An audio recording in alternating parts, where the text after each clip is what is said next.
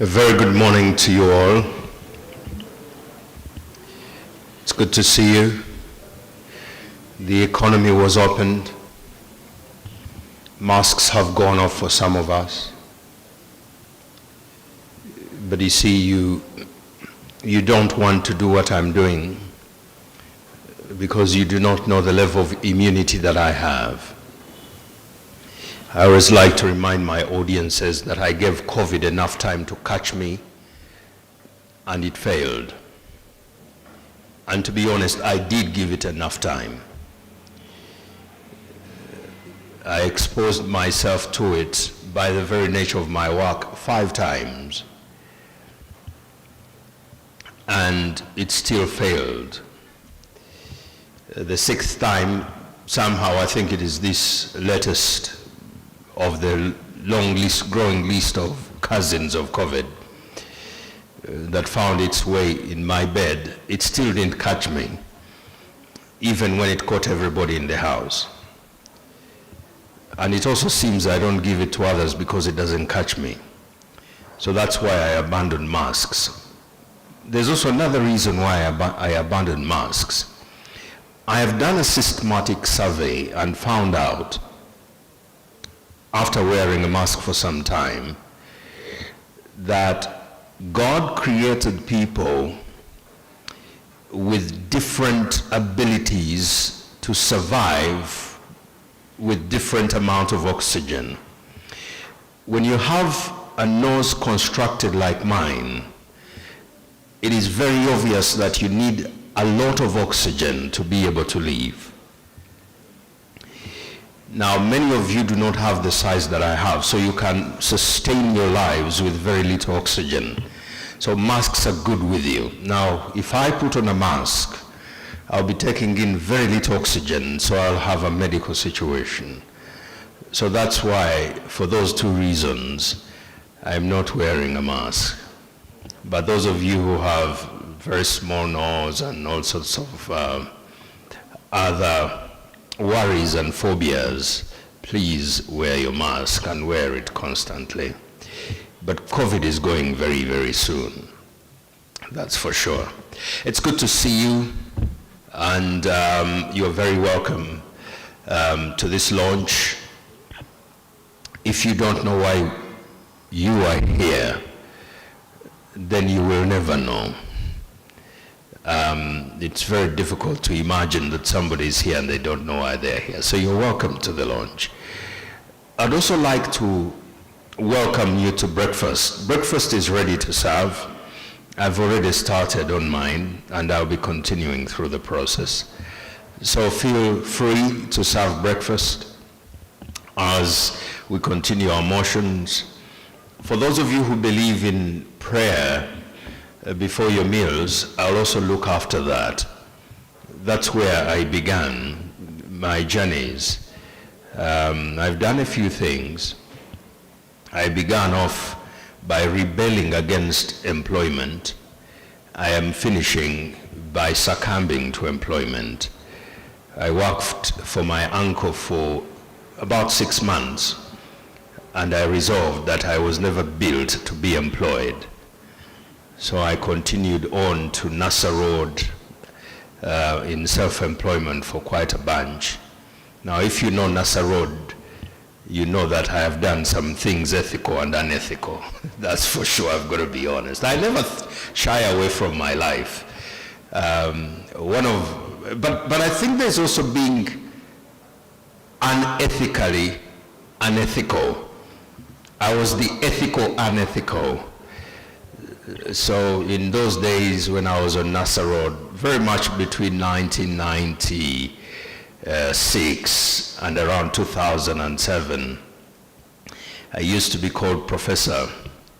And the single reason was that if you had a document to sign and you showed me a signature and you placed money on the table, you had your signature straight. But there are things I didn't sign. Wedding certificates, those I didn't. And academic documents. But I remember helping somebody go to England. God has seen me through very interesting things. So I've been around for some time. What I'm still struggling with is becoming an employer. And I think I won't. I've not been built for management, and I know. You know how I know? Is I'm also struggling to manage one person, that's me. So I don't know how I'm going to manage a bunch of other people. So please, let's have breakfast, and I'll say a little prayer for those of you who want to be all right with your God before breakfast. For what we're about to eat that is already before us, we thank you. In God's name we pray. Amen. So please, the breakfast is at the back. Feel free to eat what you are used to and what you're not. We've prayed. We will be fine. I can assure you we will be fine. Good morning. As a wish, let's have breakfast. Continue to network as we wait for our program to begin. Unless otherwise, it's more likely that I will be the host for the program, whether you like it or not. It's what it is.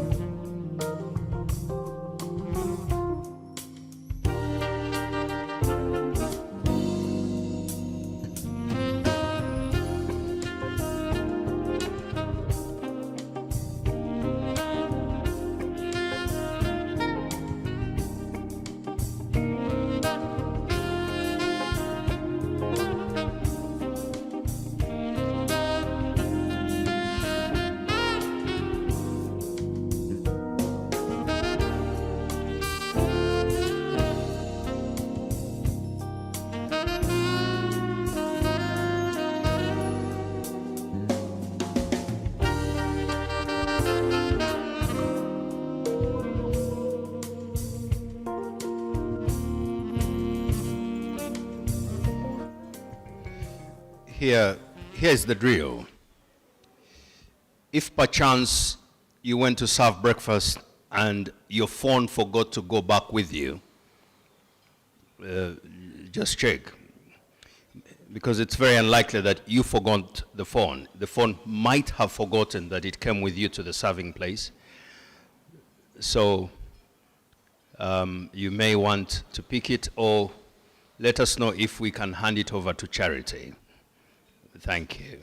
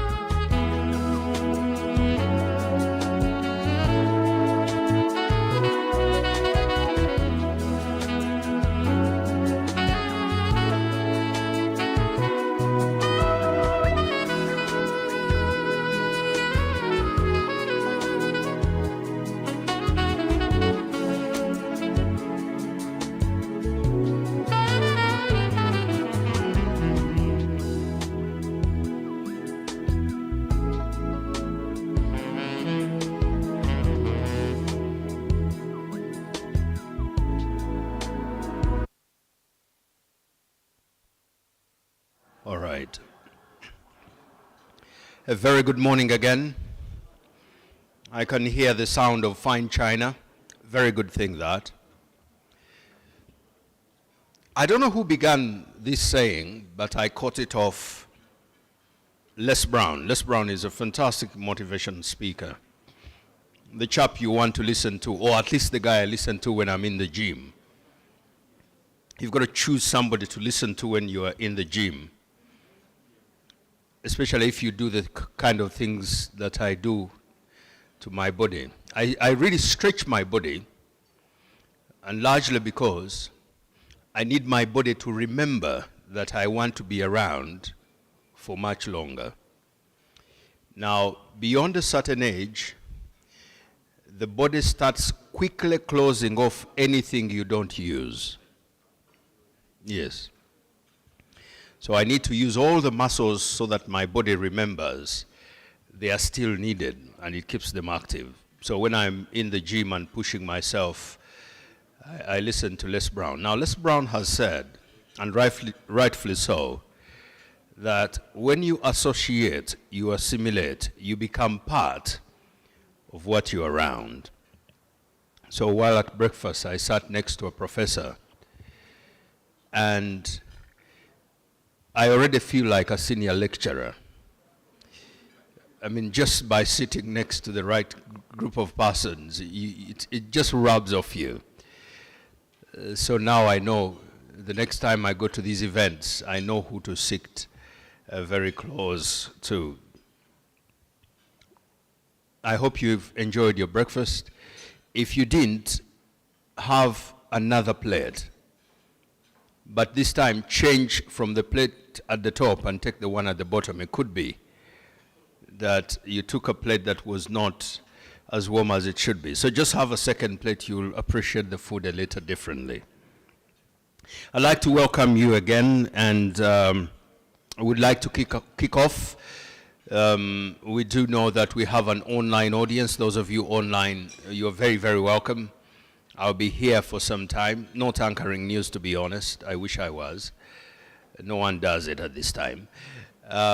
Thank you so much for joining us to this launch. It's a launch that means a bunch to all of us, especially now that we're talking employers. Very, very important thing. Sometimes I feel for employers. One of the reasons I don't want to become one is I've sat on an interview panel. It's becoming increasingly difficult in this nation to find the people you want to employ. Professor, we will take it back to those of you teaching. I know somebody who went somewhere with very, very good grades. I won't mention names of persons and places. You'll figure these people out. And they were looking for a job. The paperwork looked fantastic. I don't know if I'm even running out of superlatives. I was told that when you run out of superlatives, you go to names of plants. I mean, fantastic, fabulous, everything. Then you move to mahogany and eucalyptus. Then those become. But the thing is, when they started work, the first thing they told their supervisor is, I need training. You need training? University training wasn't enough. Top grades, work is before you, you need training. And when I speak to employers or those of you in employment, I'm very concerned because if we're going to move this country anywhere, it is you employing the right people. And I feel for you because you're trying to employ people who come from universities, sit on borders and break all traffic rules, or drive home and break all traffic rules. These days I'm very disturbed when I see a parent driving to work with little kids and they're breaking traffic rules. I am asking myself, what are the little kids, these little boys and girls, learning? That they will grow up and learn to get to respect rules at work when they saw mommy breaking traffic rules. And I usually stop in the middle of the road. and tell the parent, it's okay for you to do this, but don't do it when there's a little child. You are spoiling another generation. We have accepted we've lost your generation. I hope the persons I'm talking about are not in this room. But if there is one, I'll say this. For the sake of this nation, if we have lost your generation, do not contribute to losing another one. I repeat this. Please, if you are late for any appointment and you have to drive like you're brainless, make sure there is no child in the car. I am pleading. Because it is bad for the nation. And that's how, because some were driven that way, we are this way. Hopefully we can find people to employ and people to fire as we hire. I'm not the keynote speaker. I'm just emotional about this nation and its direction. On that, I'm very, very emotional because I like an organized society. And I get bothered that we employ leaders who will create concepts that I don't understand. The professor, I think, will understand the contradiction I'm talking about here. When a leader says, these are street vendors. The concept of street vendors is logically nonsensical. As nonsensical as passionate rapists. You can't have a compassionate rapist. So you can't have a street vendor. Because the street is for people to walk and drive. But I don't know which schools they went to, those who talk about street vendors. It's just logical nonsense. But the sense is that we have an organization that is doing a fantastic job. If you just walked in, my name is Samson Kasumba. I masquerade as a news anchor. I'm a full-time parent and a part-time husband. My wife is self-employed, so the other part is she's married to her job. When you're a part-time husband, it means your wife makes significantly more than you make. Amen. And that also teaches you to manage your ego. Anyways, we will ask the opening remarks to come from Mr. Douglas Opio, who is Executive Director here. I don't know whether Douglas is full-time husband or in the process of getting into that small prison that we choose for ourselves. But he will kick us off as the first speaker, and then from there we will work our way towards the end, and we'll do that very quickly. So Douglas, I'd like to welcome you to come and kick us off. But before Douglas, you want to speak from here? Do you have another mic for Douglas? I can understand he doesn't trust the last COVID test I had. It's very sensible.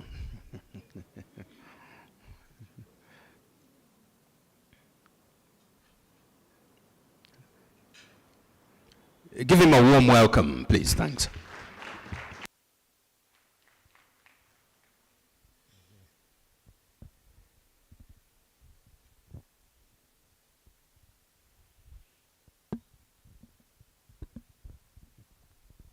I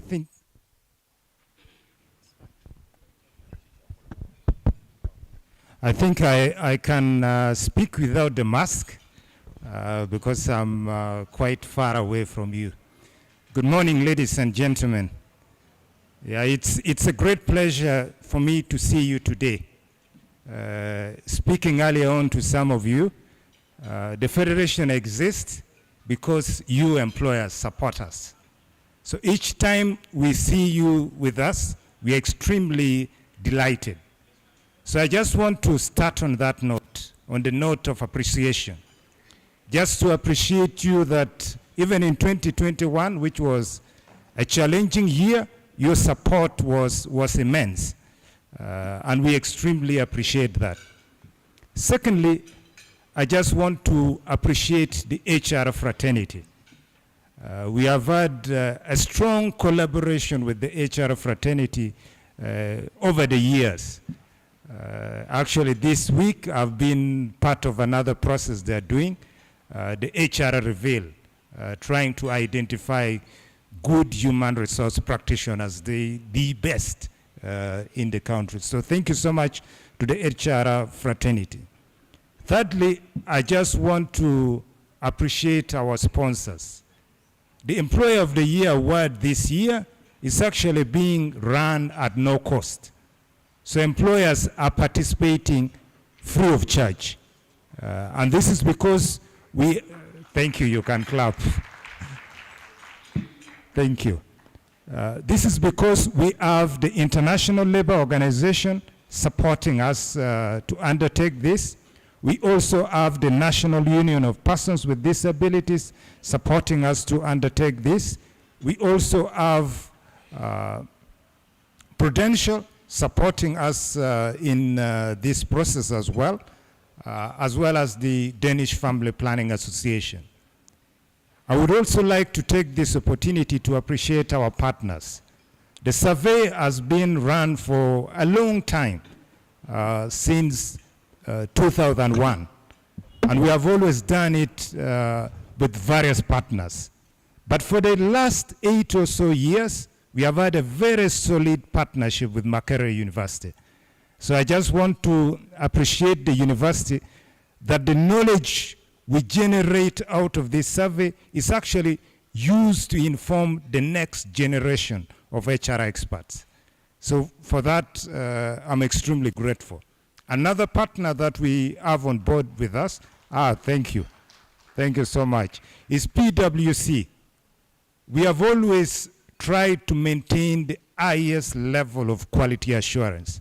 And having PwC on board with us is also purely for that. While Makerere will run the survey itself, of course, they need people to work with, people to advise, people to support in that process.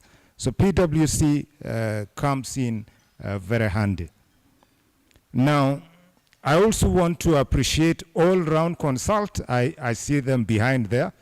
They're the group leading us in the communication space with the support of the FUE team, of course. And then, of course, I can't forget to appreciate the Air Technical Committee. They have worked extremely hard.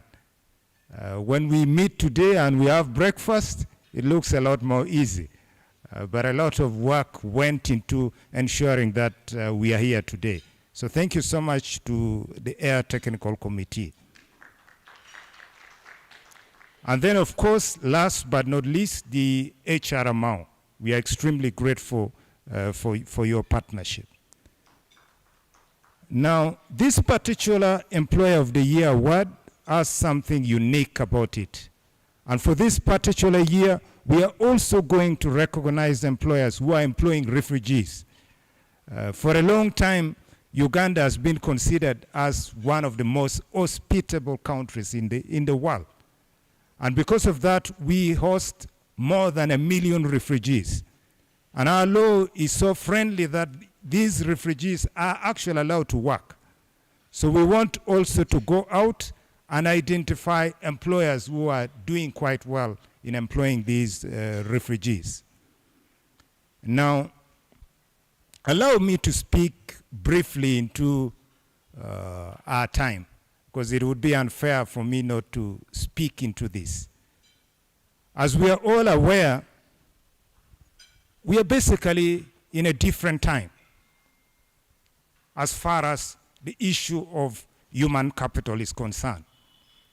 First, our world of work has changed rather rapidly than anybody could ever have anticipated. In 2019, ILO celebrated 100 years. And at that time, they were looking at the future of work. Issues of remote work, issues of the gig economy, issues like, for instance, Uber. If you are an Uber driver, are you an employee of Uber? There is actually a court ruling to that effect, ruling that those guys are actually employees of Uber. The issues of the gig economy, issues of remote work. Now, just the following year, 2020, as you can see, that future is already here with us. So we can't talk about the future of work anymore. The future of work is here. We're already into the future. Secondly, the level of uncertainty. Whenever I meet employers, I remind them that we are in a world which is the VUCA world. The VUCA world is essentially meaning we are in a volatile world. A volatile world implies the rate of change is much faster than anybody could have ever anticipated. In fact, if you spoke to somebody in 2019 that your employees are going to be working from home, they would say, impossible. How can that be? How shall we manage productivity? How shall we ensure they're working? How shall we do all these things? So first, the rate of change is much faster.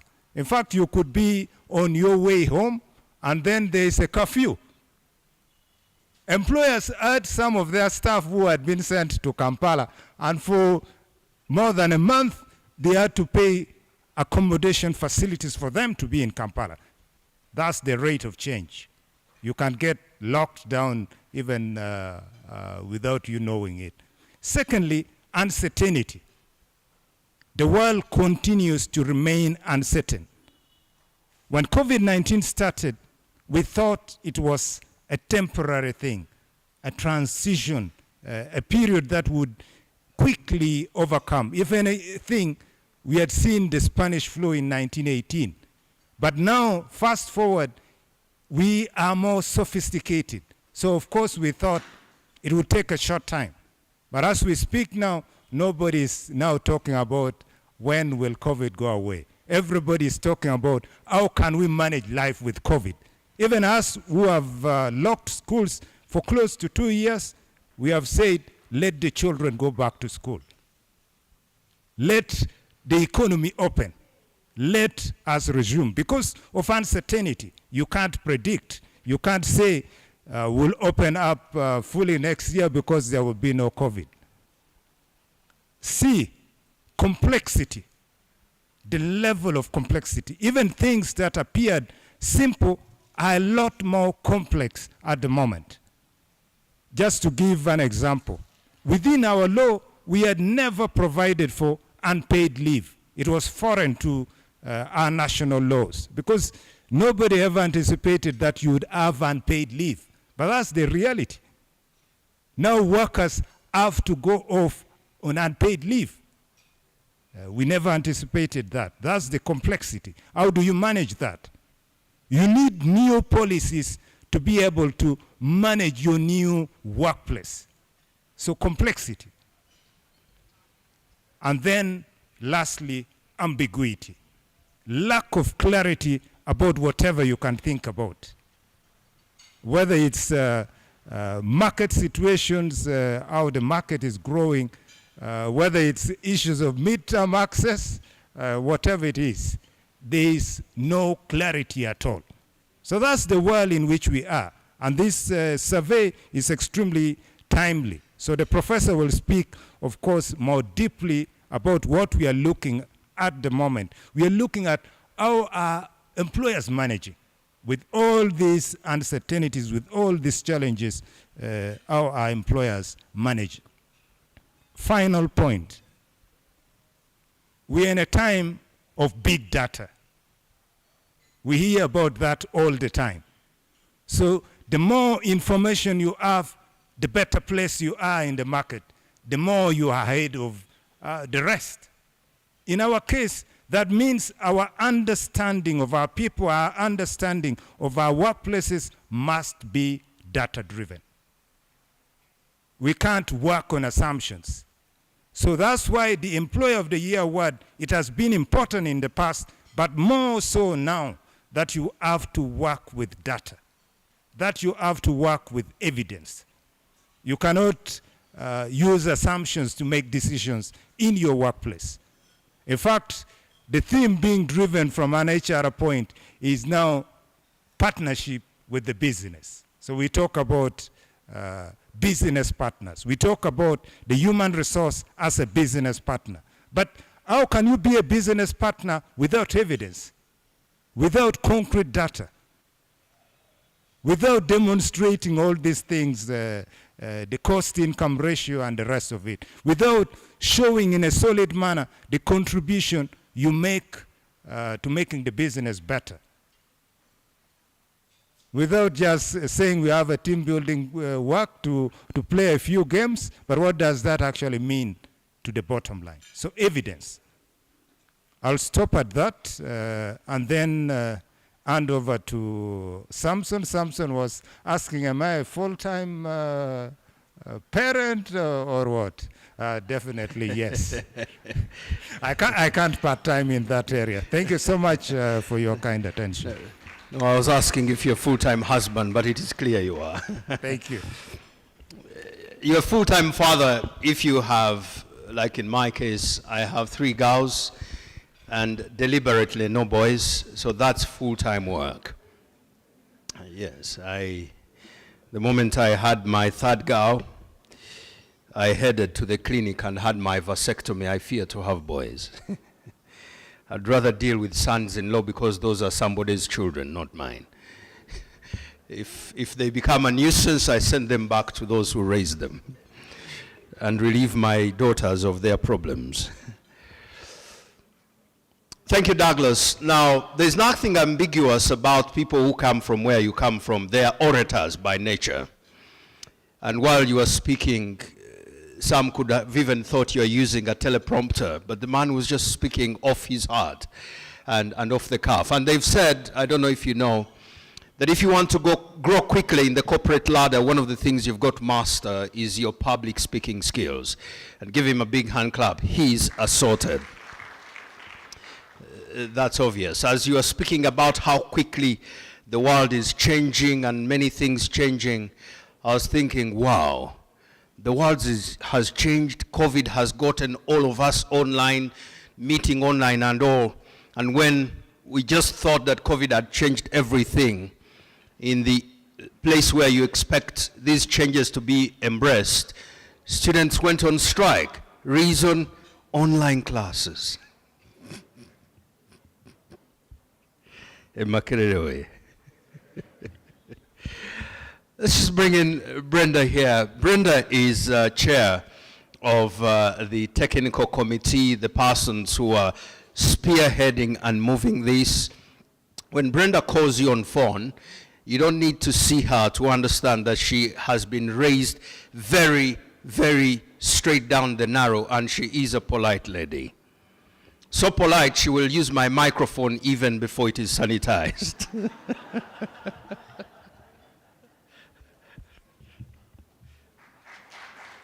A warm hand clap.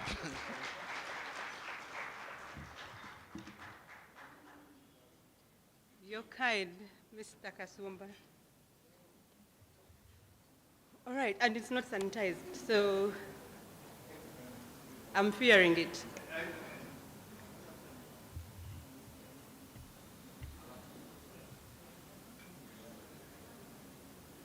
Okay.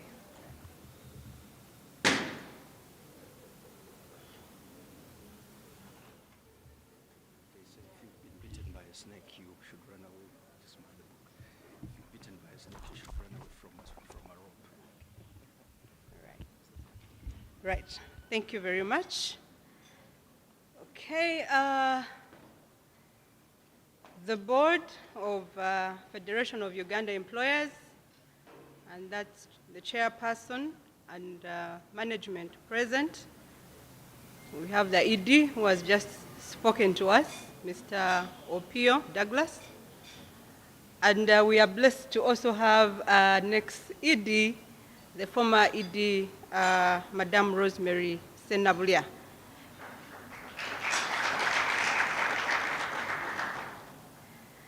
Members of the Federation of Uganda Employers present today, the CEOs in the House, leaders of professional bodies. I know we have HRMAO, we have HRMAO, that's the Human Resource Association of Uganda. We have the Public Relations Association of Uganda in the House. We have the Institute of Chartered Professional Accountants in the House.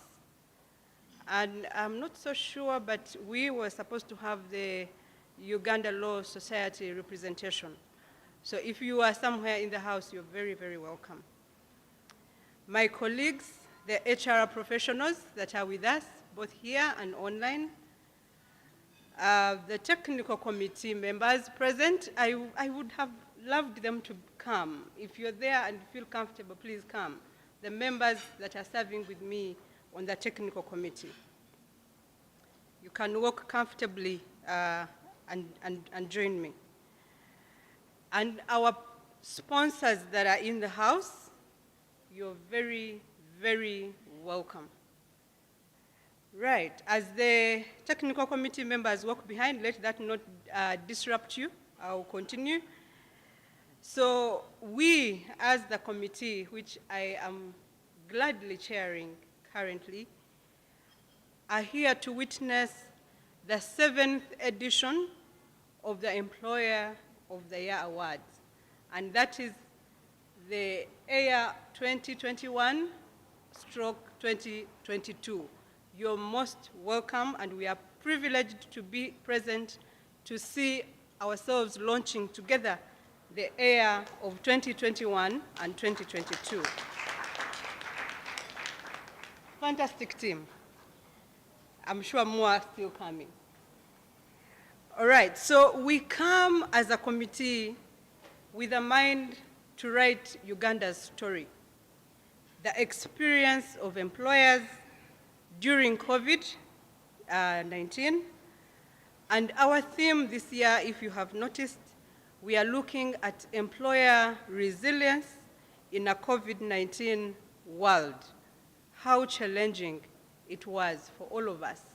How challenging it was for the known and legacy practices and programs that employers believed before 2020 that are the perfect solution for success of organizations. And there we were with COVID-19 and not sure what else, what more to do, how to continue working. So please join us to write our story as Ugandans, to know and learn how we experienced the COVID-19 period. We are aligned, I want to say, with the times, and we will address through this survey the current employer dynamics, as we shall see from the presentation that the consultant and Makerere University will give us a while after now.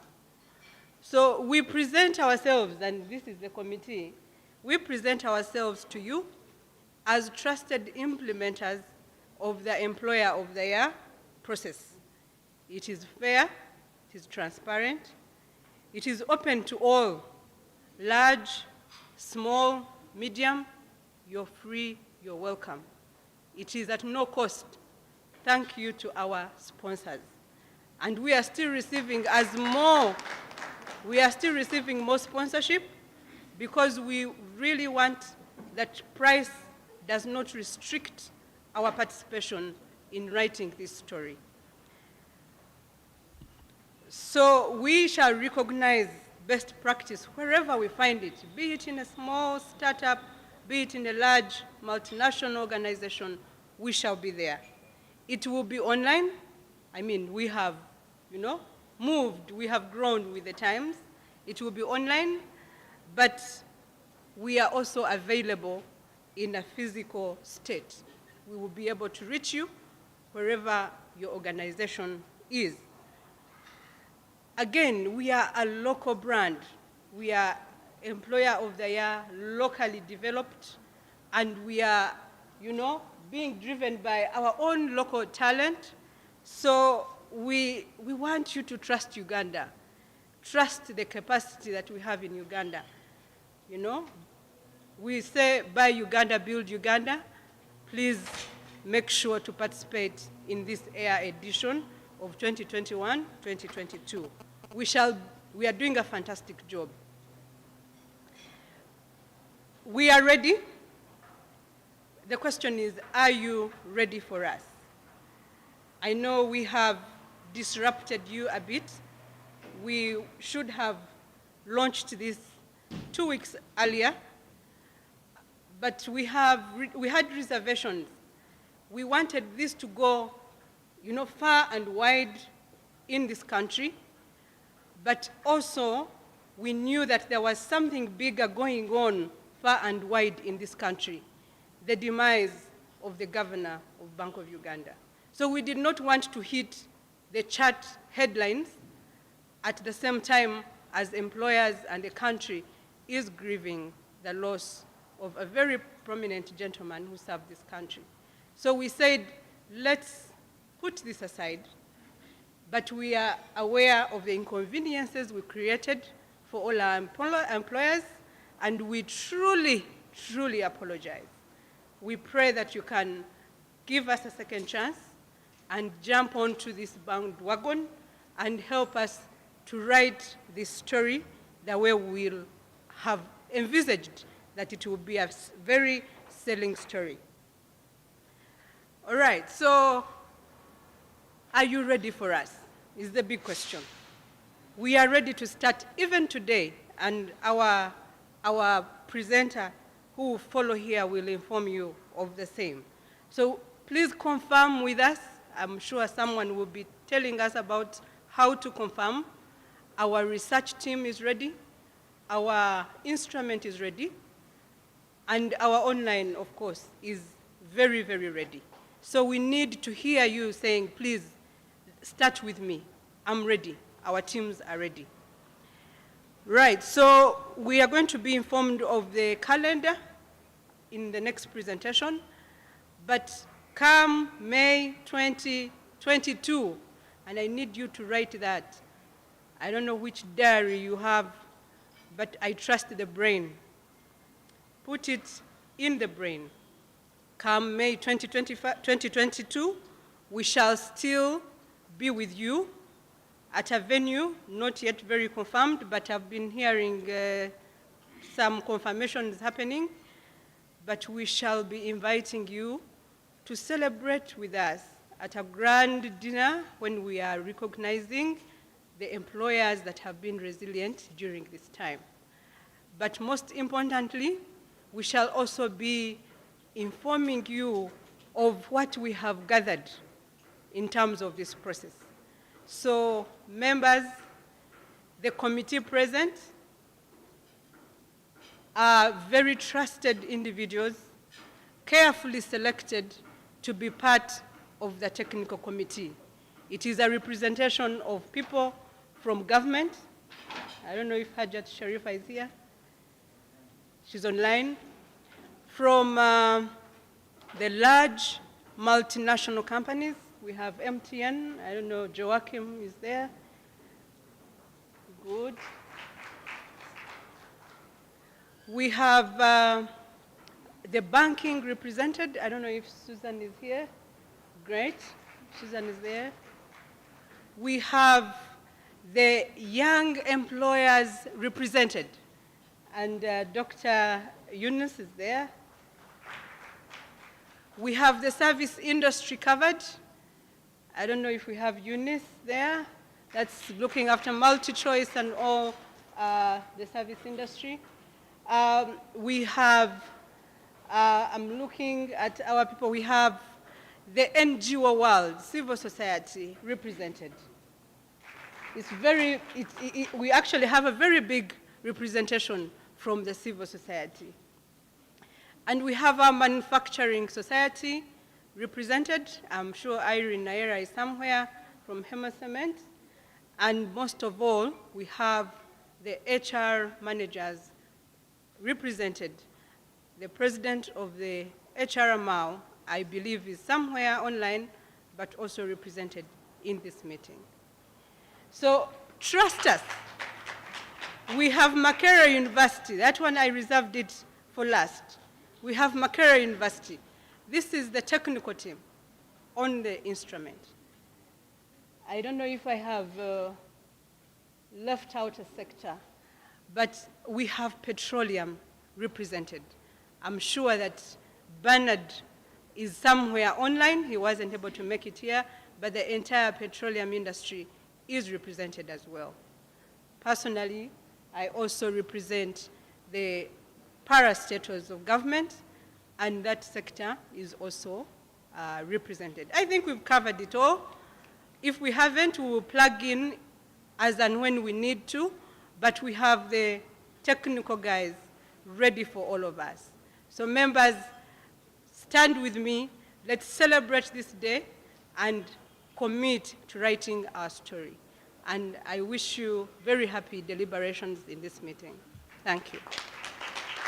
Thank you, members. I think we can go back. Thank you, sir. When the COVID to catch you is from the technical committee, it's all right. We also have the media represented.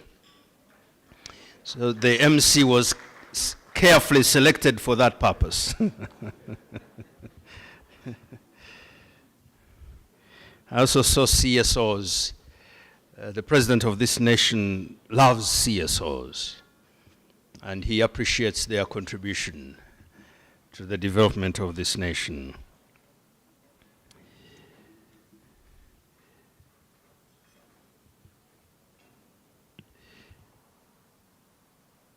If things had gone the way they should have, I would have stayed in the academia. I had wanted to grow through the ranks from teaching assistant to a lecturer, which is where I stopped. Senior lecturer, finished my PhD. I didn't because I ran out of money, and I was teaching in a very I was studying in a very difficult institution where there was clearly racism. So I returned to lecture here.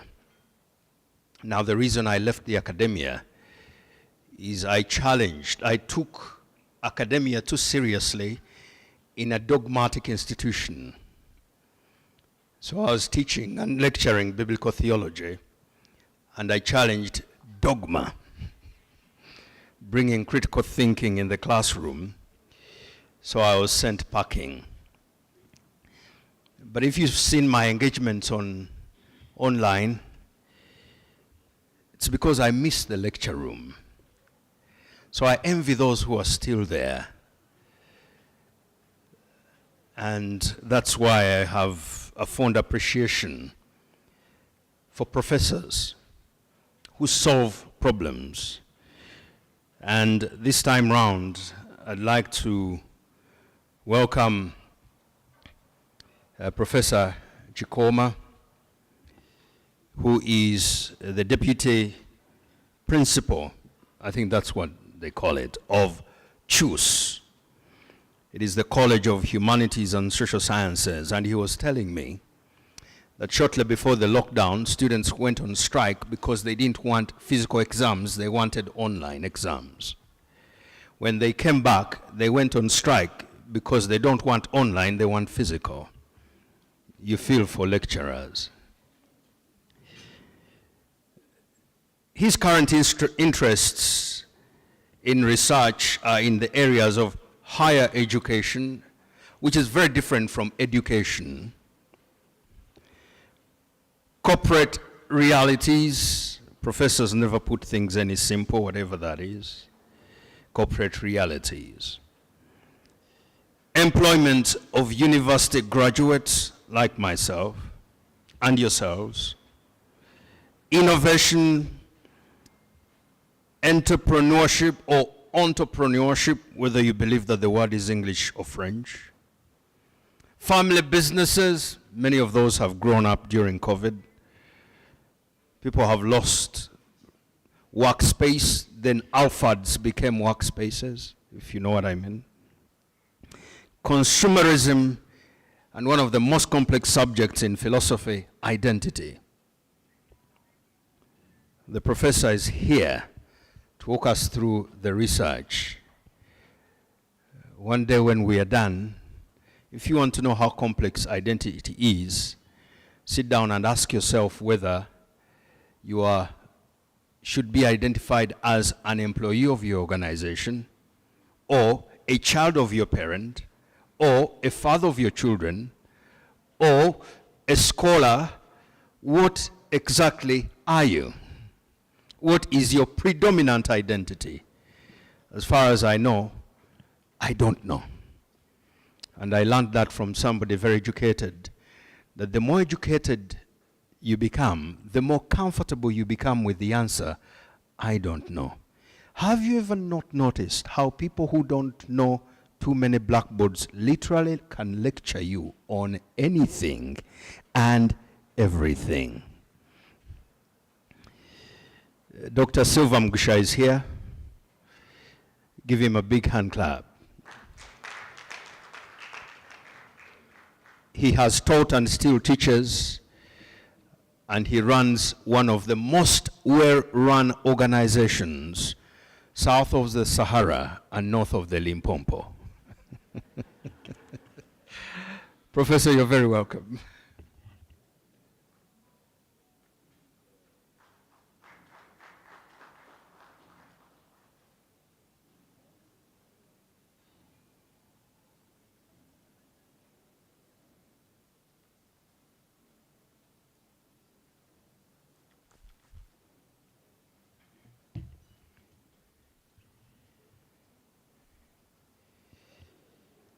I'm going to have to repeat this again. You see, if you run out of water, you need to be able to call people, and water is fixed properly and quickly. So I need to make my relationship with Dr. Mugusha very good. He has requested to speak, and so he will speak so that the next time I call him, they fix my things. Dr. Mugusha, please come and speak.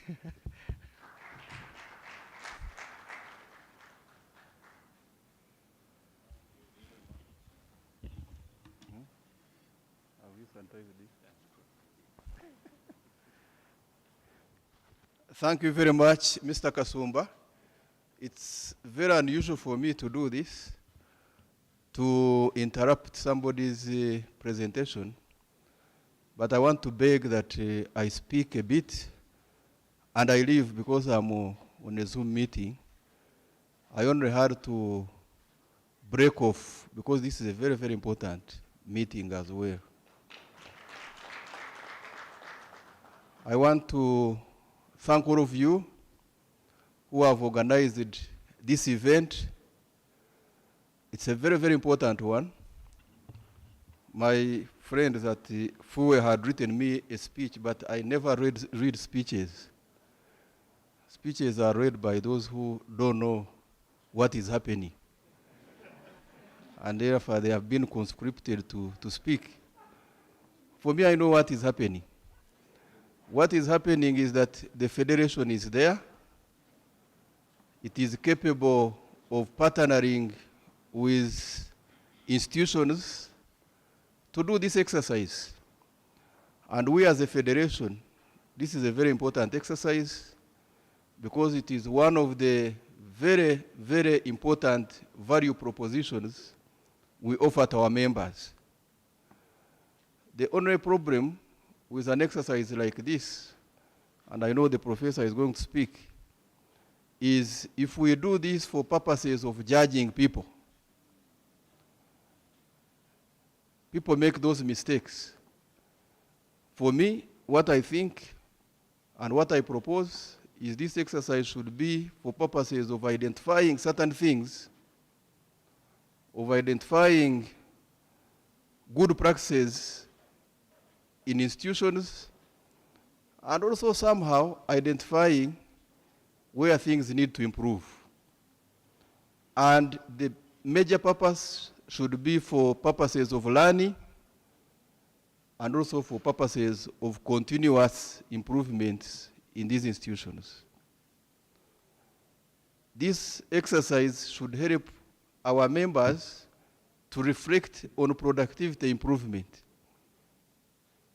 and also on efficiency improvement. We should really never give an impression that the result of this exercise is that this institution is better than the other one. If you do that, it will encourage so many things. It will encourage people manipulating data.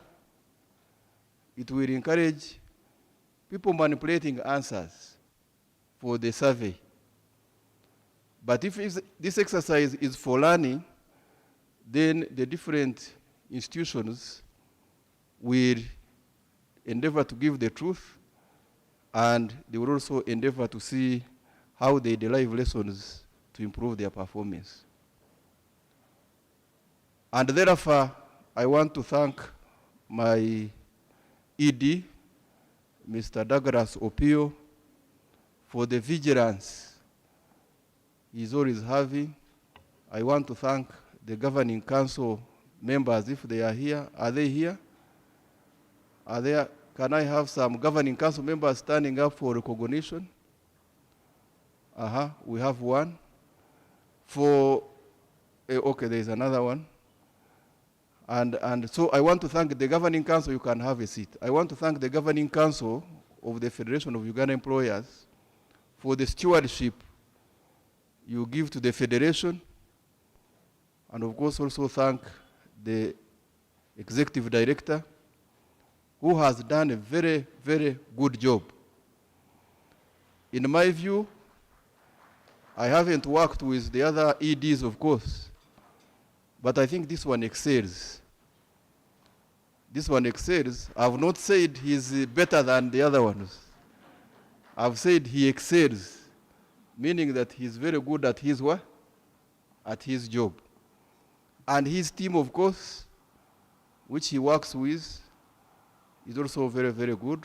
And I would want to encourage them to continue working very hard. So, once again, I want to wish all of you a very successful meeting today. And when we leave, let's engage meaningfully. Let's give the purpose of this exercise very, very clearly, so that we don't encourage people to start, forging.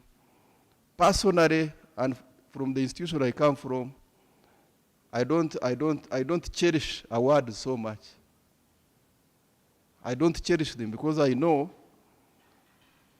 and I also have my people sometimes whom I see fidgeting around to get awards. Awards is not the most important thing. What is the most important thing is the purpose for which the institution is there. It is the service that characterizes your mandate, which you give to the people. It is possible for you to get an award when you are actually not giving a service. It is possible to get an award because you talk nicely. You are a good talker. I know one time I was in Dubai. We were there for a function. And a colleague got an award. And I said, why did you get an award? We had 100% billing efficiency. Having 100% billing efficiency in water means you did not lose any water at all. I said, oh, thank you very much. But I knew there was no respect in that what? In that award. So therefore, let's do this exercise for purposes of identifying areas of improvement for different institutions. And when we are giving this award, they should just be symbolic. And for me, that is how meaningful this exercise is going to be. Mr. Kasumba, thank you very much once again. I'm always happy to find you anywhere. The only time I was not happy with you is when you got an accident and you were bruised all over the face. and I was worried what was going to happen to you next. And also the other time when you were at Chira answering a few things.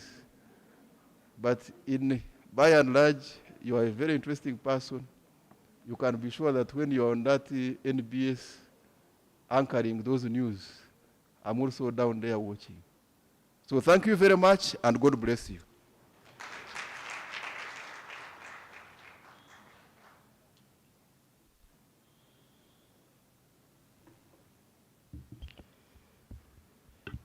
Avoid writing speeches. Now you know why. That one I am going to tweet. Speeches are read by those who don't know what is happening. Therefore, they are conscripted to speak. Dr. Silva Mugisha, MD, National Water and Sewerage Corporation.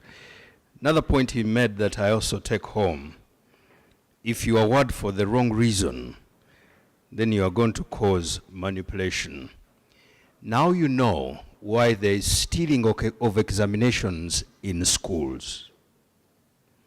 Because we started to pit one school over the next. So manipulation came in. It is also true to have that you can have an award that is empty. I've met people with degrees who never learned. I don't know if you also have. But there is somebody who has degrees and education. When he comes to speak, you will know that I don't tell lies. Professor, for the second time round, come.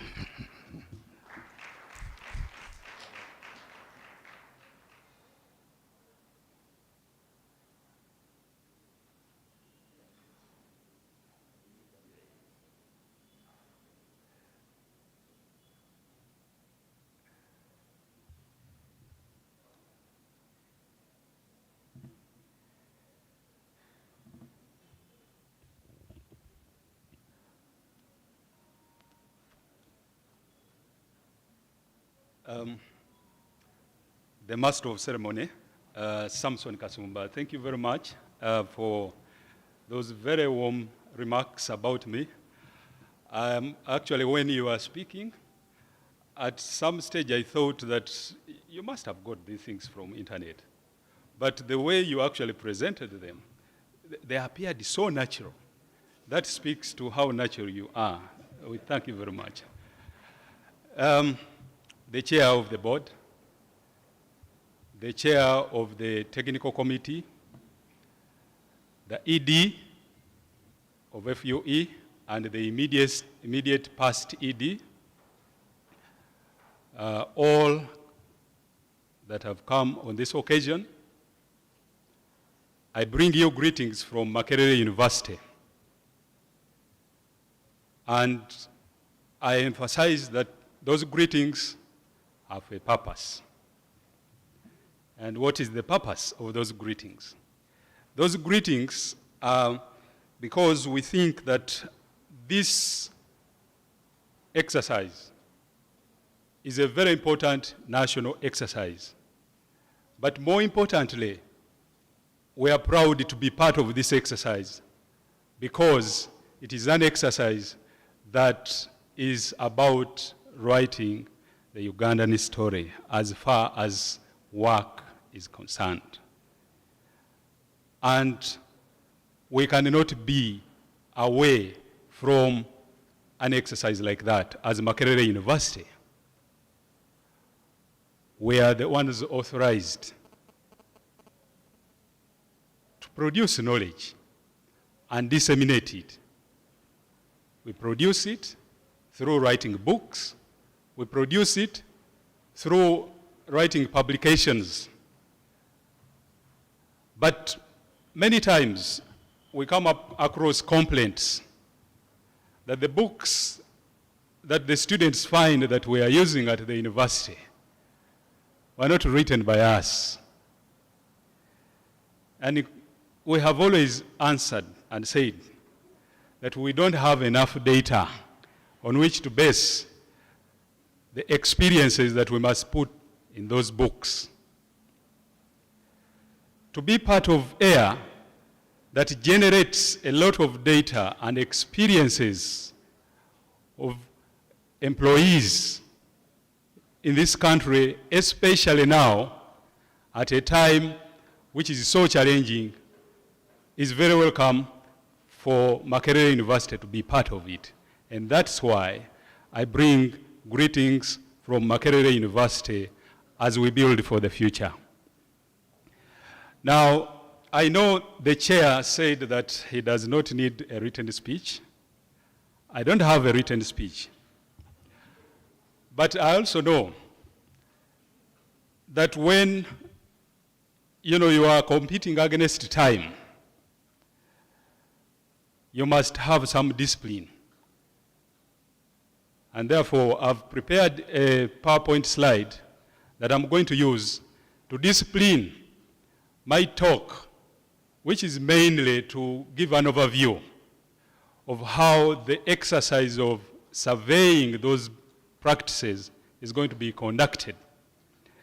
And I will be taking you through the slides so that we can be able to appreciate why did we choose the theme that this year we are actually using as a basis for surveying the practices that employers have used, especially in a time that has been so disruptive, as many of the speakers that have come before me have mentioned.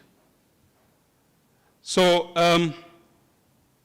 employer resilience, and especially the word resilience, has become a very topical issue, not only by employers, but it is all around us. Resilience. How do we navigate all these challenges? How do we go through all these uncertain times, which, as we have observed, no one is clear of the end in sight. In fact, we find that it is back and forth, as if we are now out of the woods, and then we have to put back the masks. So the concept of resilience is going to be very important to actually help us appreciate what we need to do going forward. So as you can see, I will be speaking about 3-4 things in order to overview the whole exercise. I'll be taking you through why this theme. I'll be taking you through the survey, how we are going to conduct the survey, especially the approach. And I will also be helping us to understand the timelines that we have. So in that way, I hope to use the time judiciously. Now, the Employee of the Year Awards, as people have mentioned, have actually been with us for quite a while. And I've mentioned that these awards is actually an indigenous. It is a homegrown model developed out of learning experiences since the year 2001. I've used those words very carefully and judiciously. Indigenous and homegrown. We are very much alive to just jumping on the bandwagon. We find so many awards being given, so many once-off kind of exercises to try and identify top employers. But these exercises are really not steeped into sufficient learning and reflection on how to improve and how to attend to the key issues that the economy broadly requires to actually take from such an exercise. As others have mentioned, you actually find that essentially, these exercises are just some kind of contest. Some even go ahead to, view them as they are like beauty contests. It's about appearance. Air is different. Air is original. And Air is a brand. It is employer-focused and practice issues-based with a high potential to align with the national priorities in the context of global realities.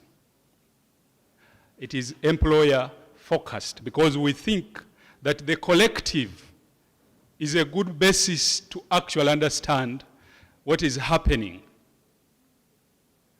Identifying an individual is a good thing because it's also, individuals need to feel good and individuals need to be motivated.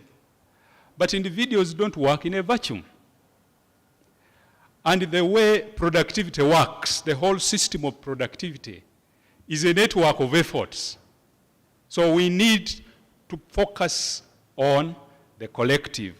And in this case, the focus is on the employer. It's company-wide. But in determining and agreeing on what we need to look at any one time, we pay attention to those who are actually in practice.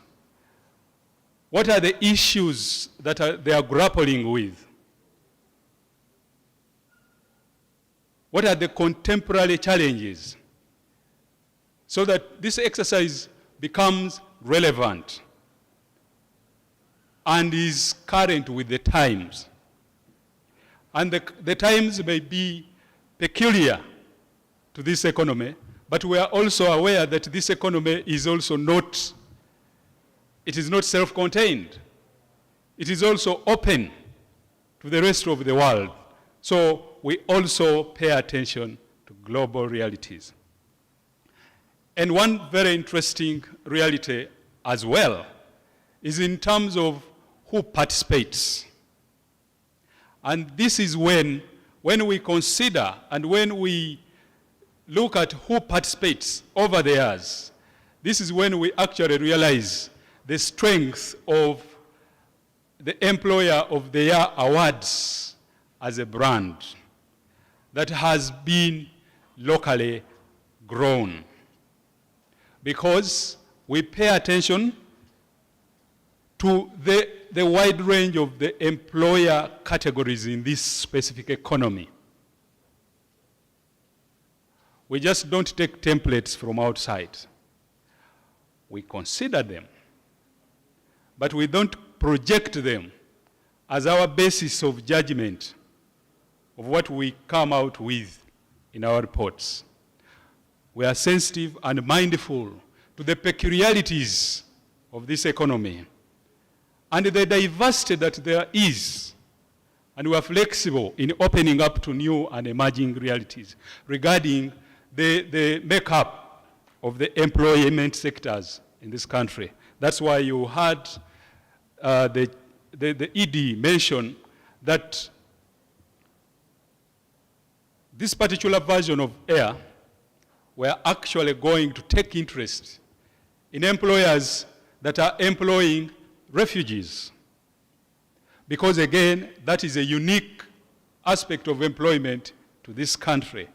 You will know we are one of the biggest hosts to refugees all over the world. We are one of actually the few hosts to refugees. And that has had an effect on the employment situation wherever they are. To them as the people, but also to the places of work that they actually join. So we will be interested to accommodate that aspect as part of what we are going to look into. Why the theme? Clearly, I will not spend so much time on what we already know, but only to mention that the effects of crises such as the one that we are going through today, the effect of pandemics, crises that come as a result of pandemics, such as COVID-19, they often devastate businesses and sometimes entire industries. There are entire sectors that are actually struggling to survive. You will know, especially at the height of the lockdowns, there were sectors that were completely struggling, even those that no one imagined they would actually struggle at all. The education sector. One would have thought that there is a lot of wisdom that should come from such a sector, but very hard to do it. That's why we want, using this occasion of AIR, we want to work in companies. We want to use the experiences that some of those companies that have actually made a difference and not only survived, but indeed thrived. We want to learn from them, project some of what made success possible, so that we can actually share those stories. As well as how can we guarantee future-proof movement from the participants who will have been a part of this. And clearly, one would say, yes, we need to develop resilience.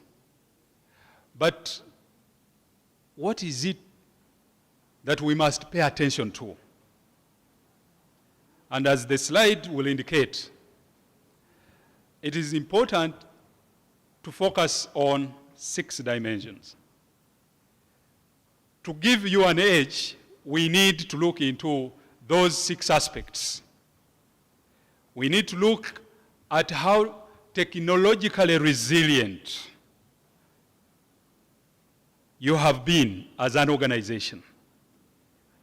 We want to see what investments, and when we use this word, sometimes it's not a very useful word. It has been actually been overused. The concept of investment has been overused and misused that sometimes I worry.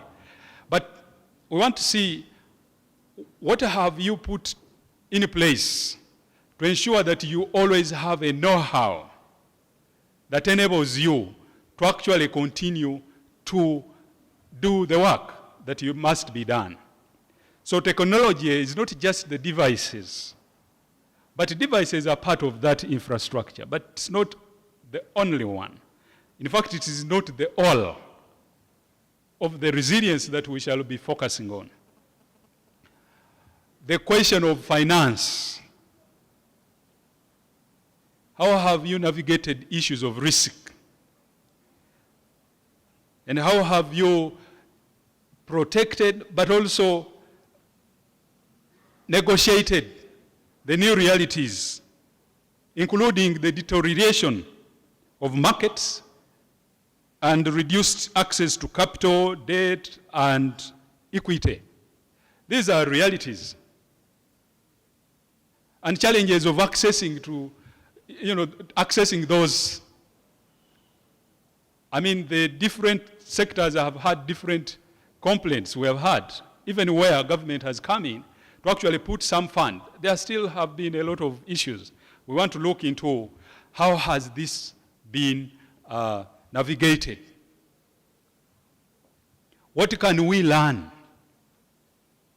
How can that learning take us into the next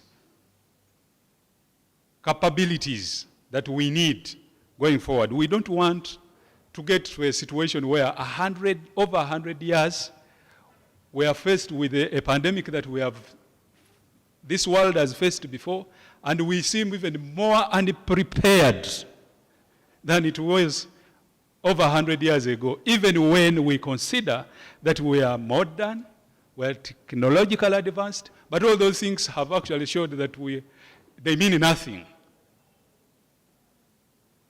So back to the drawing board. The question of operations, resilience in terms of your operations. How have you been able to actually address productivity and production questions? How have you flexed? How have you been flexible to definitely meet the changes in the demands? And as well as remain with some kind of semblance of stability in the face of the many disruptions that we are having to grapple with going forward. As I mentioned, 6 dimensions, 3 to go. Resilience in terms of how you actually organize, put together what you need to do in order to have the right people, but also to be sensitive to the conditions on the ground, so that it doesn't look like the pandemic situation becomes an excuse to be exclusive and actually non-inclusive. Very important. Reputational resilience. The question of trust. I was part of a study that has been, was launched not so long ago by the Uganda National Academy of Sciences, and it was on trust. And that study was looking into a range of issues around trust, in terms of governance, trust in our leadership, trust in our business operations, and so on. And I can tell you that the results there indicate that we still, as a nation, there is still a lot of work to do to gain trust, including social trust. That's dangerous. And for an employer, that is a point of concern. And that's why it is one of the components here that we need to include, again, to ensure that the kind of values that are informing your practices are consistent with your actions, are consistent with what you say. Because we know that you are what you do.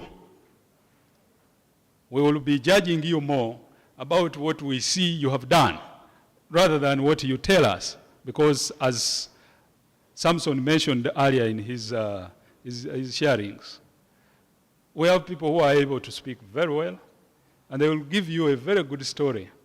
But we want to find out what is behind that story. What is the human face behind that story? The human face meaning your employees, do they actually, from what they are saying, do they also confirm that beautiful story?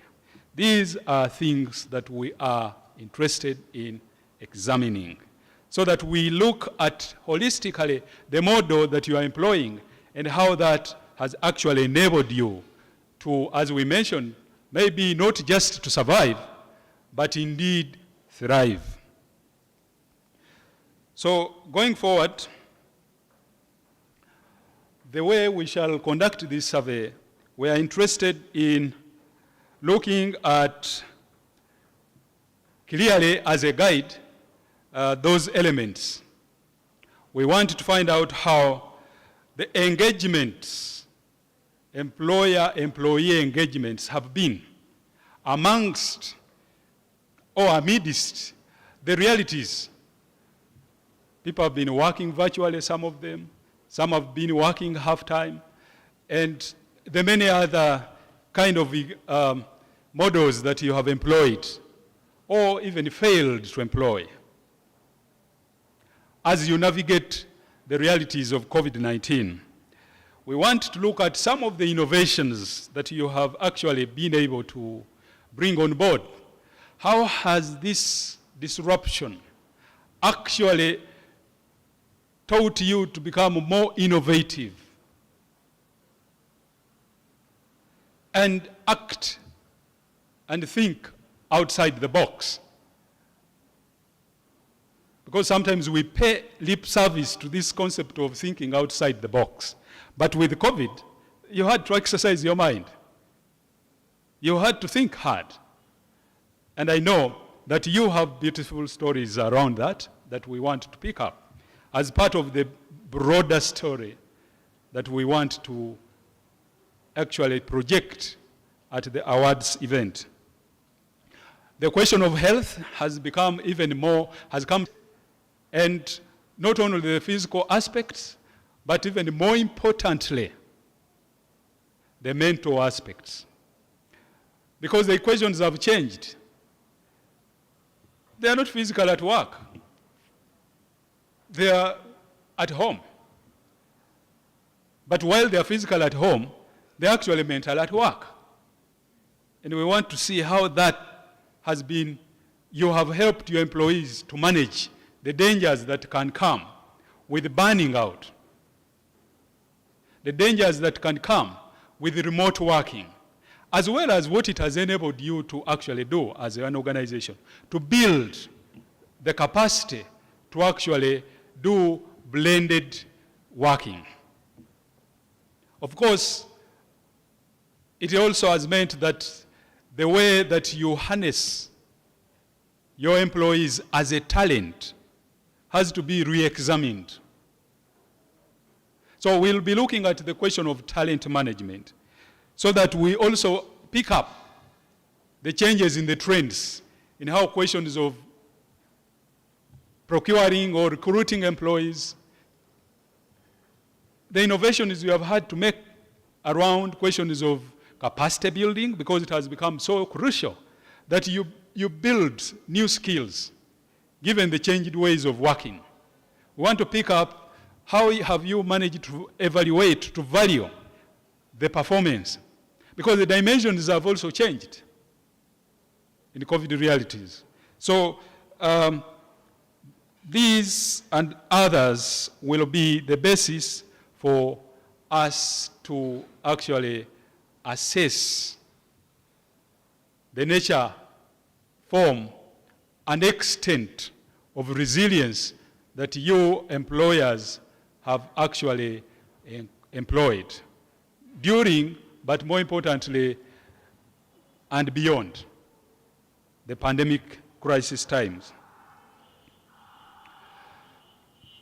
How are we going to collect the information? How are we going to get this information? As you can see, we will have collection of information via a range of approaches. We shall have a questionnaire tool, which will be both in hard and paper copy, and we shall use it to tap into the views of your employees as well as your managers, so that we create a balance of the perceptions and values and beliefs of the policies that you have worked with while navigating the pandemic. And we shall also be available physically as well as online. We shall engage the process of collecting information, both physically but as well as online. So whichever you prefer, we shall be ready for you.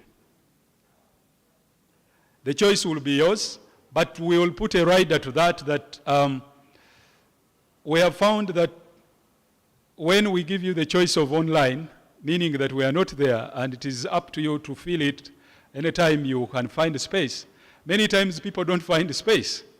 And then we take long to get that feedback. And so when we sense that that is what is going to happen, we will actually ask you and request that you actually allow us to come there physically. But we also have a very important stage once we have received from you all those views that have come through the questionnaire responses. We have a very important stage of verifying, checking, ensuring that all these responses are corresponding, and we can actually verify them, that they really are indeed on the ground. So there will be a verification exercise. So this is also to call upon you to ensure that what you tell us, we should be able to actually find it on the ground. We don't want things that you say you are hoping to do. We want the things you have done.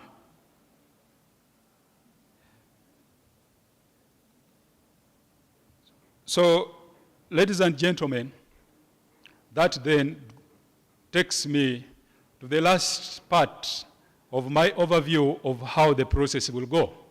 And that is how the work plan we have goes. When do we start? When do we end? And as you can see, we are ready, and come that very important day in our social lives, we shall be ready to start. That is February 14th, my team will be ready to come in your organization. And we embark on the exercise, which will take us through collecting the information as I've mentioned via those modes that I've shared with you, and then also the verification. And we hope that that verification exercise will actually be completed by the end of April. So from today and to the end of April, we are looking at basically 2 months. But to realize that tight schedule, we are going to rely on your commitment and confirmations for us to come in and collect the information. So once we have the information, then we will actually go back to our desks, cross-examine it, and come up with some kind of ranking, just to give us an indication of, what have we found and where have we found it that is very exciting and can give us a story that we can share during the awards. And once we have come up with, a short list of those that we think should be given an award, we will come back again for the final time to again cross-examine, just to be sure that really what we are seeing is actually what we need to see. So that will go on, and once we are done with that clearing up the short list, we'll have the reports written of the winning companies, the 3 winners, and those who will be given special awards in some of the special areas. And we'll be ready for the awards night, which is planned to take place on, I think there's a bit of, I think this last bit was not edited, but the date is 28th May. So we have a short time, but we know that your commitment will actually support the speed that we need to employ to get this exercise seamlessly done and accomplished. I thank you very much for listening to me. Thank you. Thank you very much, Prof. Just before you leave, my daytime job is asking questions. People say that while I do that job, I bully. No. I just like the sight of somebody when their back is on the wall answering questions of things they do. Let me ask, at what particular point is this year's award different from the rest? Okay. Thank you very much. That question is very essential and very important. This year, there are a number of new developments. The first new development is that we have totally overhauled the areas of focus to simply focus on the question of the COVID-19 situation and the need for the organization to have what it takes to go through it. So we've trimmed down the areas that we have been paying attention to, because those were really to help us to go on with business as usual.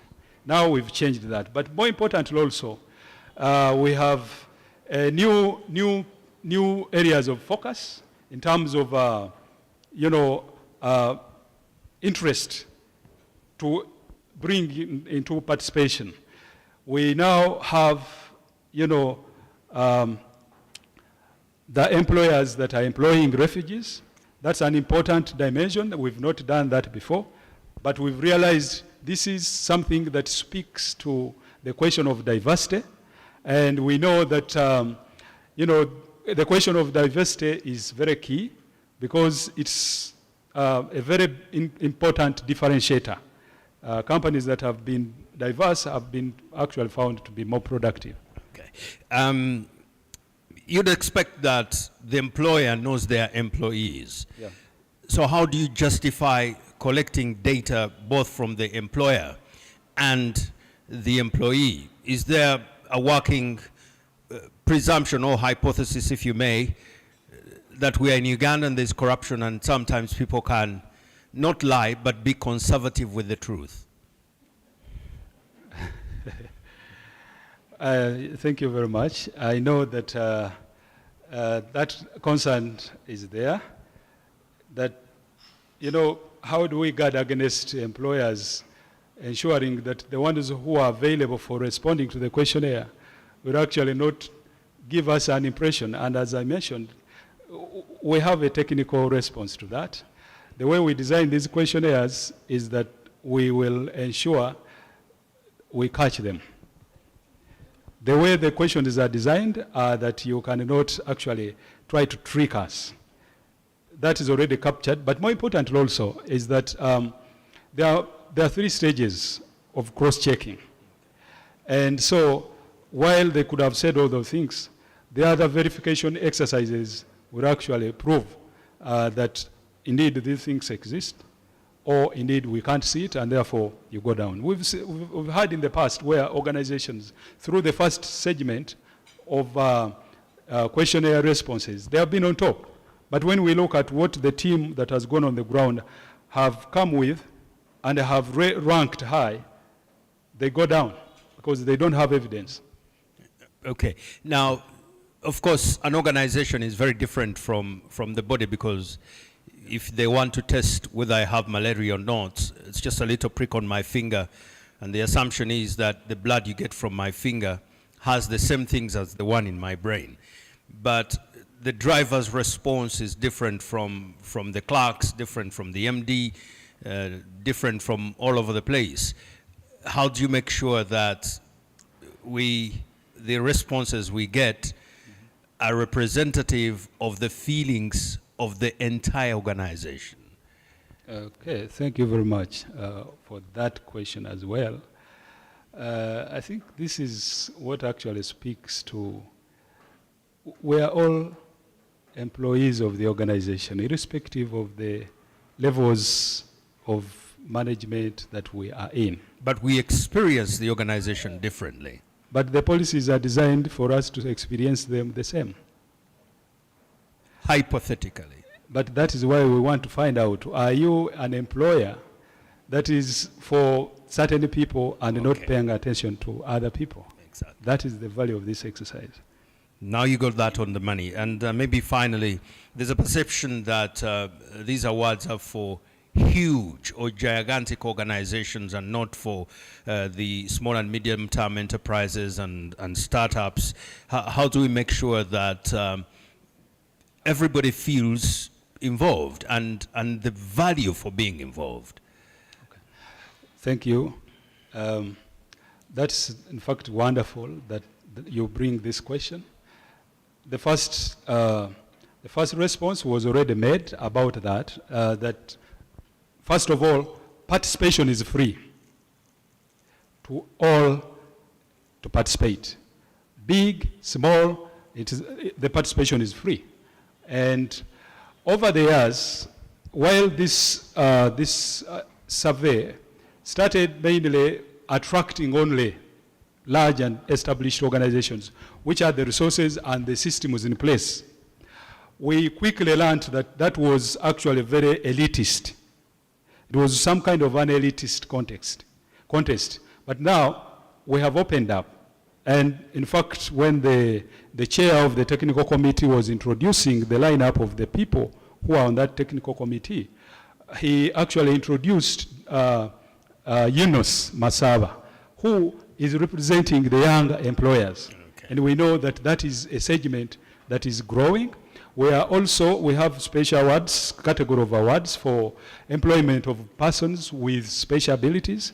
We also focus on, like the last thing I said about employers that are employing refugees, people who probably would ordinarily have challenges to enter any workplace, given that they are here because of a challenge from where they come from. So we are first of all diverse, but more sensitive to the makeup of all the all the employers and the sectors that we have in this country. Professor, you've just earned yourself a very fresh hand clap, and you're going to get it in cash. Thank you very much.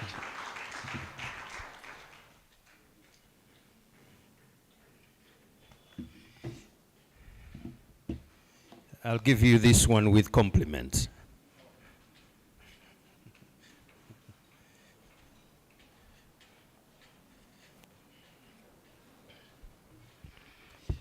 My employer is likely to do very well.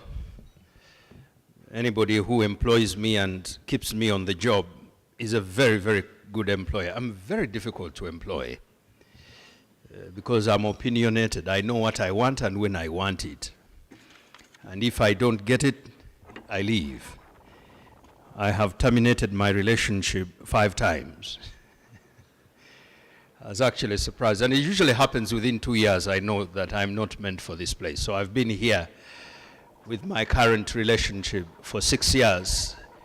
It looks like I will terminate it in my 70s because I enjoy what I do. It's just a very different experience where I am. I'm one of those very few people who is paid to go and have fun. And if you've watched television, you can tell I enjoy it. I'd like to invite David.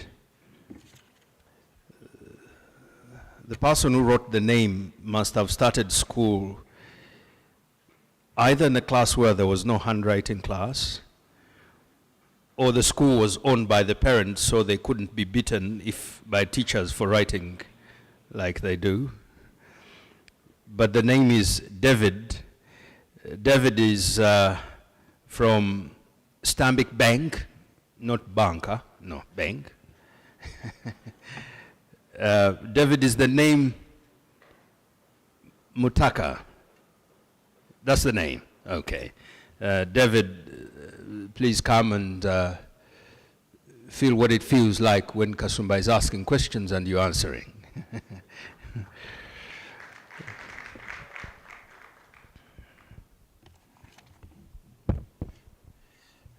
I don't know whether you've watched the television show Hard Talk.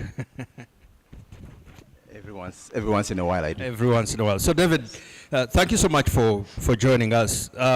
First of all, it would be interesting if you may share your experience on, as far as Employee of the Year awards are concerned, 2019 Gold category winner. It's not a rumor, you actually did win that. And what initiatives have led to an increased team performance, improved engagement levels, and enhancement of the entire organization culture at the bank where you are? And I do know, at least from the service we received from the bank, that the bank is doing quite well. Thank you very much, Samson, especially that last part. It is something we continuously struggle with. Impact and service to our customers. And being a large organization, the expectations are even larger. So when you do well, it is expected. When you do poorly, they say, are you a village bank?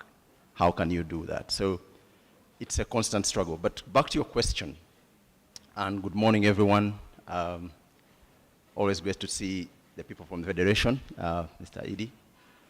And thinking about 2019, actually in 2019, I was not on the HR team, but I was part of Stanbic Bank. And I've been with Stanbic 10 years, and at the time I'd moved into sales. So I think for me, personally, like you've said, why you've stayed with your current employer, for me the proposition was real. I'd left human resources and gone and spent time in sales. So when the team won this award, and I know it's a bank award, but the HR team won that award, I was not part of the team. But key things there, and I think one of which has stayed important, is employee engagement. So how engaged are the employees? Do they feel like they can bring the best to work every day? Do they feel like every day is fun? And even if it's not in the full job, at least opportunities within what they do to find that. The other one, I think that is going to be crucial, is being able to sustain that with data. What data are you using? And beyond data, are there insights? Are you able to collaborate the hard facts with the things you're seeing on the ground and make decisions? And as a result, empower managers as well. The final one, I think, in the interest of time, would be diversity and inclusion, and how culture comes into that. So that's a really, really big piece. We're trying to be a purpose-driven organization. Purpose is aspirational. That's something we talk about daily and ongoing. Uganda is our home. We drive her growth. We want to partner with our employees, with the industry, with government, to say how are we making a contribution to this nation. And I think every time we mention our profits and they don't see, the country doesn't seem to have changed. It's something that keeps us awake as a team. Okay. And lastly, but by no means least, would you recommend that a person be taken to a psychological examination if they leave an organization that won an Employee of the Year award like yours to go work for one that didn't win? I think it is the error of the human being. Okay. And human beings find what they find. Okay. And again, winning an award like the MD of our MD of National Water said, sometimes it's not it. You've won the award, but what is the impact? Okay. So what is it for me? And I think employee power has grown much more. Okay. In the past, everything was hidden. Your boss knew everything. Now it is all over. So they do live. They do leave us, as hard as it is to believe. Okay. Thank you very much. David, please take your seat. Professor, maybe you'd also like to look at how many people left the organization. If it is a very, very good organization, a fantastic employer, then why are people flocking towards the exits? There could be something in there worth checking. I don't know whether you included that. Absolutely. Thank you very much. Please. Finally, just to say, I was in the professor's class and he still looks younger than me. I don't know how he does that. It's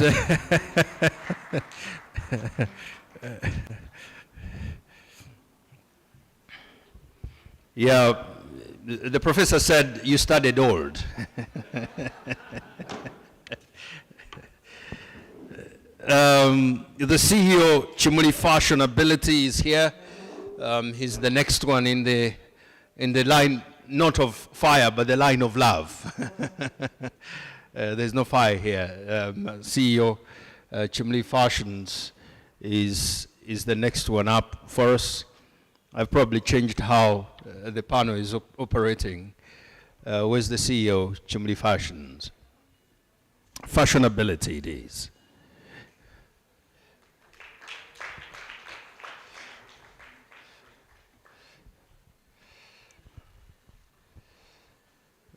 I'll give them the mic.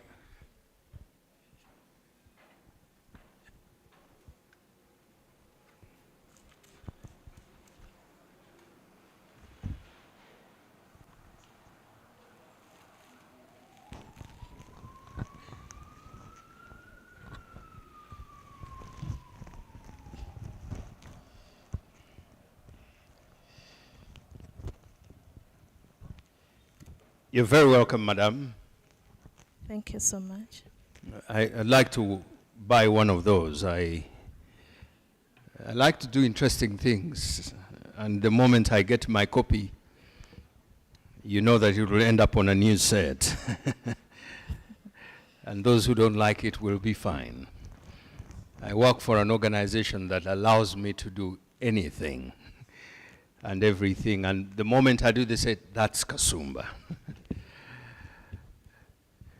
But I think in terms of sideshows, I'll say this. It is important to understand how to craft your organization that it looks after the personal interests of individual employers. And that's how some people stay in places where they earn less than they could have earned anywhere else, because when they are there, they feel more at home than at home. You'd like to introduce yourself first, give us your name, the title we already have, and then we get to the questions. Good morning, everyone. My name is Juliet Namju, still the founder and CEO of Chimli Fashionability, that transforms plastic polythene into durable, sustainable, waterproof garments and accessories like this raincoat jacket, while creating employment opportunities for people with disabilities and the youth in Uganda. Okay. Now, you won the 2019 Employer of the Year Young Employers, and also the 2019 Green Entrepreneur Global Corporation winner. Share some innovative ways and practices in which you have been able to employ and increase your organization's resilience and to be able to produce within COVID, and now that we are talking post-COVID, if we are to assume we have left COVID. As the 2019 award winner for the Young Employee of the Year, the award enabled us to really get more, work on more impact, and also employing more beneficiaries, because some of the beneficiaries that we do work with are people with disabilities, especially those who cannot hear and talk, and I call them handicapped. Not only that, the marginalized youths, rural women. So the rural women work as waste sorters. The youth work as waste collectors, and then the people with disabilities are the ones who design these raincoat jackets. So previously, before winning the award, we were working with over 15 disabled persons, and through this award, we are working with over 45 disabled persons. So the award has really enabled us for people who are believing in us, supporting us, to really support us to employ more people, create more jobs in our communities. And also through COVID, since we work with people who cannot hear and talk, they could always put on the masks like you people that you're putting on, and whenever we could train them, they weren't able to communicate. Like they could always remove the mask, and even us, their trainees, we could remove the mask. So we were in fear that these people, they could, get the virus. And as a team with them, we sat down, we saw that this was a huge problem to our people. So we got the mask that you people are wearing. We're making it out of African fabrics. So we innovated an inclusive mask. This